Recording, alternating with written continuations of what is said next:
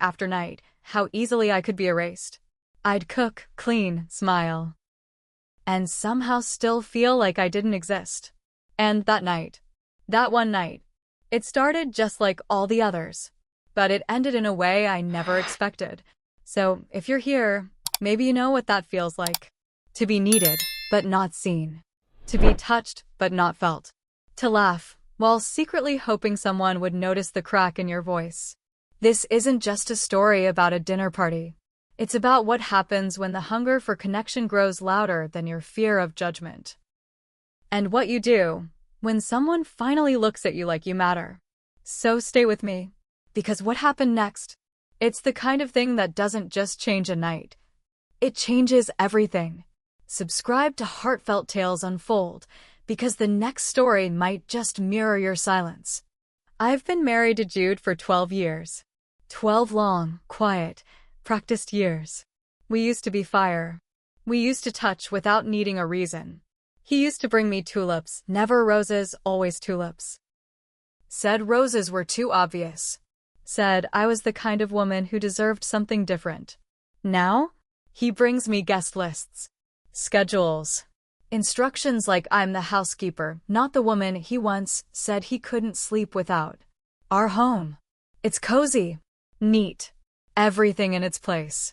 The throw pillows fluffed, the wine rack full, the hallway always swept. But it's cold. Not the kind of cold you feel on your skin. The kind that seeps into your bones, that settles between two people like fog no one talks about. Jude, he shines in public. He laughs louder when people are watching. He touches my back lightly at dinner parties, says my wife like it's a brand name he's proud to own, but behind closed doors, he barely looks up from his phone. We haven't really talked in months.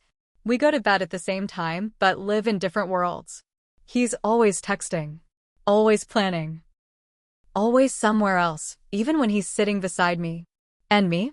I've learned to smile on autopilot, to keep dinners warm and my emotions lukewarm, to nod at stories I've heard 100 times and pretend I still find them funny. That night, he invited his work friends over again. Didn't ask. Just told me, like usual. Like it was part of the job description, wife, capable of entertaining, smiling, keeping her mouth shut. I didn't argue. I just cleaned the house, set the table, cooked his favorite meal, though he never thanked me for it anymore. Then they came in. 3 men. Loud, confident, talking over each other. The room filled up fast with noise and cologne. And Mark was different. New to the office, I think. Said he was divorced, but didn't say much else. He didn't speak to impress. He didn't perform. He watched. Not in a creepy way, but in that rare, unnerving way where you can feel someone seeing you. When Jude was busy opening wine, Mark looked at me. Not at my dress. Not at the food. At me. And I didn't know what to do with that. Because it had been so long, too long, since someone actually noticed me in a room full of people. And maybe that's where it started. Not with a touch, not with a word, but with a look. The kind that says, I see you. And, just like that, a crack formed. Right there in the perfect evening. In the perfect home. In the perfect wife. A tiny shift I couldn't explain. And, suddenly, I didn't feel like furniture anymore. He told me over breakfast, we're having company tonight. No, would that be okay? No, do we have plans? Just a sentence tossed across the table between bites of toast and the sound of his phone buzzing. I didn't answer right away. Didn't look up. I just stirred my coffee and nodded like always. Because that's what I do. By 6 p.m., the house smelled like rosemary chicken and roasted garlic. I was still in the apron. Hair pinned back. Lipstick applied like armor. I set the table like a ritual. Silverware lined up like soldiers, candles lit, wine breathing quietly in the decanter. He got home later than planned. Didn't notice the effort. Just kissed my cheek barely and said, "Smells amazing." And then the doorbell rang. The voices came flooding in before the cold air could even settle. Laughter. Loud footsteps. 3 of them again. And then Mark. He walked in slower, took his time. His eyes scanned the room, then stopped on me. He smiled. Not polite. Not performative. Warm. Real. Jude poured drinks. Didn't bother to introduce me. He never did, really. I was just there. A fixture. But Mark? He turned fully toward me and said, "You must be the chef behind tonight's magic." I laughed, caught off guard. Not because the line was clever, but because someone noticed the magic was mine. He didn't sit right away. Walked around the room slowly, soaking it in. Asked about the art on the wall. The family photo from 3 years ago, the one where Jude and I were still holding hands. I watched him through the corner of my eye during dinner. The way he listened when I spoke. The way he leaned in slightly subtly whenever I said something, even if it was small. The others laughed over work jokes. Jude told the story about his promotion again. I smiled through it, but inside, I was watching a different story unfold. A slow one. Quiet. Deliberate. Mark complimented the wine. Then the sauce. Then, softly, "You make it look effortless." And maybe he meant the cooking. Or maybe he meant everything else I carry. I caught his eyes once, just once, and something passed between us. Not desire. Not yet. Just understanding. Like he saw the emptiness I didn't talk about. Like he recognized the way I clutched my wine glass too tightly whenever Jude laughed too loud. We didn't touch. Didn't flirt. But the room felt different. Heavier. My stomach twisted, not from guilt, but from the realization that I hadn't felt seen in years. Not like this. Not like someone was looking at me, and not the role I play. And that scared me. Because a part of me, a part one thought had died, started to wake up. I told myself it was nothing. Just dinner. Just a guest. Just a passing compliment. But later that night, when the dishes were done and the laughter had faded, I stood in the bathroom alone, hands gripping the counter, lights too bright, face flushed in a way I hadn't seen in years. I looked at myself. Really looked. And for a second, I didn't recognize her. Not because she looked older, but because she looked alive. My cheeks were pink. Eyes wide. Like something in me had stirred, like something buried had started to stretch its limbs after a long, cold sleep. And I hated how good it felt. I splashed water on my face. Told myself I was being ridiculous. That I was reading too much into a glance. A few kind words. But deep down, I knew it wasn't about Mark. It was about the way I felt when he looked at me. The way his words wrapped around parts of me I thought no one cared to reach anymore. I dried my hands slowly and whispered, "What is wrong with you?" But the silence didn't answer. I thought about Jude. About how he used to touch me in the middle of the night, not out of need, but out of love. Out of comfort. When was the last time that happened? I counted backward in my mind. Birthday? No. Anniversary? No. Before or after the miscarriage? A year, maybe more. A stretch of months so long and silent, it stopped having a shape. And suddenly, Mark's voice echoed again in my head. "You make it look effortless." Not just the cooking. Everything. The smiling. The silence. The pretending. I leaned against the bathroom wall, eyes closed. Was I just lonely? Starved for attention? Or had I truly faded so far into the background that the first person who noticed me felt like a rescue? And is it really betrayal if you've already been abandoned? I walked back to the bedroom. Jude was already asleep, one arm thrown carelessly over the side of the bed. I slipped in beside him, careful not to wake him, careful not to touch.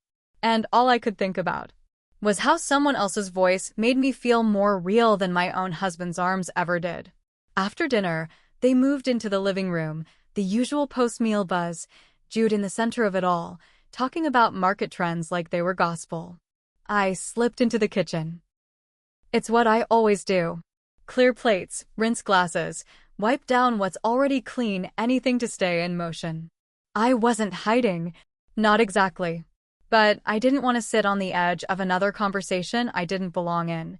I was at the sink, hands wet, mind miles away, when I felt him behind me. Mark. I didn't hear him come in. Just turned, and there he was, leaning against the doorway, quiet. Not imposing. Just present. He said, "Need a hand?" I shook my head, smiled politely. But he didn't leave.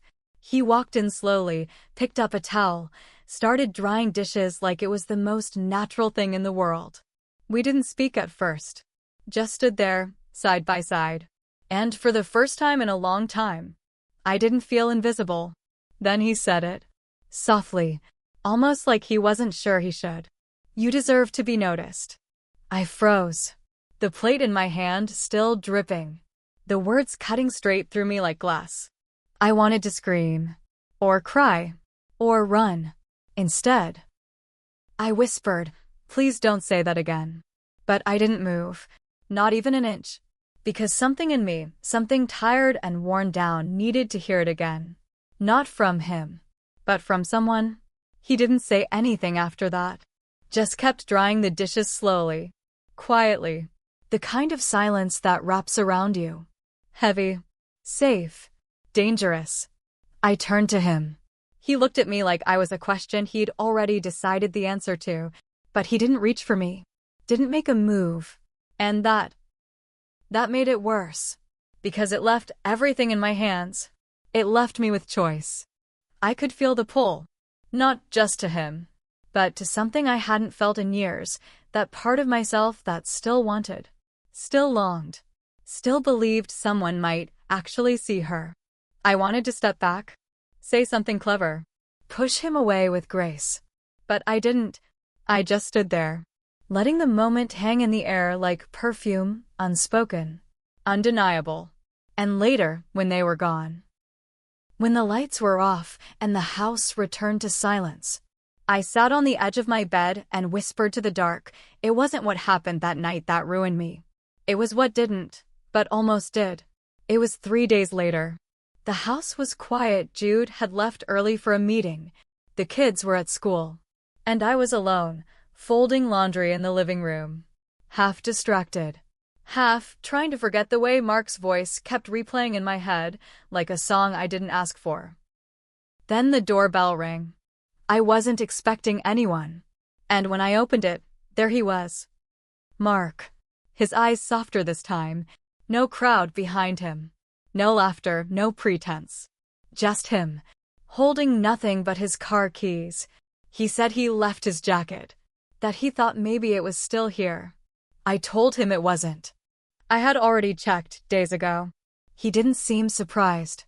I could have closed the door. I should have. But I didn't. I stepped aside. He walked in, and the second the door shut behind him, everything felt too loud in the quiet. He didn't make small talk, didn't ask how I'd been. He just stood in the center of the room, looked around, then looked at me. And the air between us, it wasn't innocent anymore. It wasn't casual. It was full.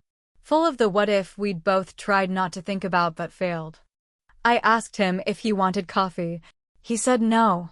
And then he said softly, plainly, if I were him, I'd never let you go to bed feeling unloved. I didn't know what to say. I felt the sting behind my eyes before I even realized I was crying. Not sobbing, not loud, just tears. Falling without permission, sliding down a face that had gotten too good at pretending.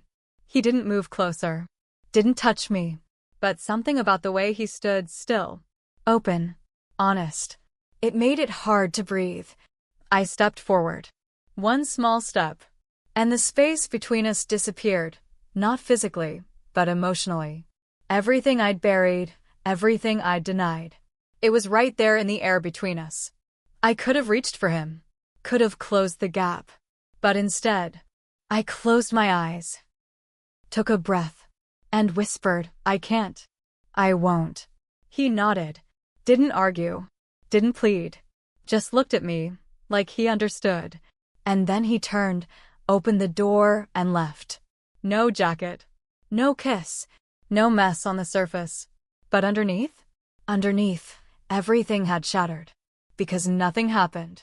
And yet, everything changed. Jude noticed. Not right away. But eventually. He started watching me with those half-suspicious, half-curious eyes, the kind that don't ask questions directly, but hover. He asked one night, "You okay?" "You've been distant." I told him I was just tired. That I'd been overwhelmed with the kids, with life. With nothing I could name out loud.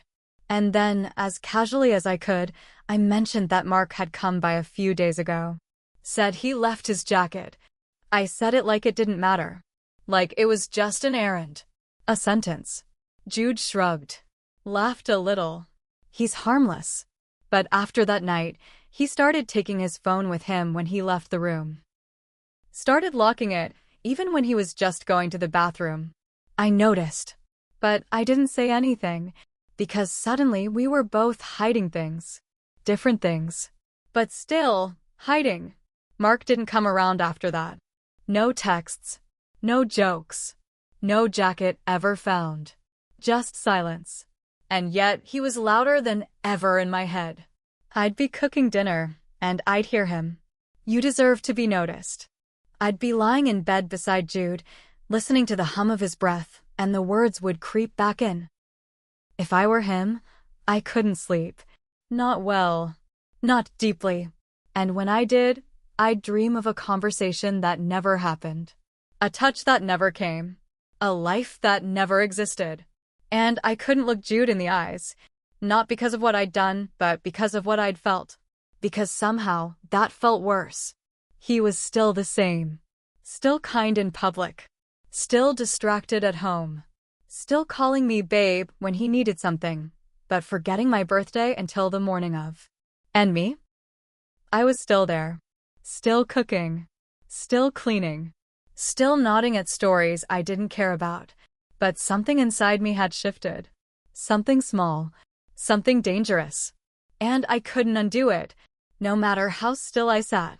No matter how many times I told myself I hadn't crossed a line. Because the truth is, some lines don't need to be crossed for damage to be done. Some cracks form quietly. From longing. From silence. From the ache of being untouched for too long. I didn't cheat. Not with my body. Not with my hands. Not in the way people write about in divorce papers or gossip over coffee. But maybe I betrayed with my heart. Because when someone else becomes the place you go in your mind to feel seen,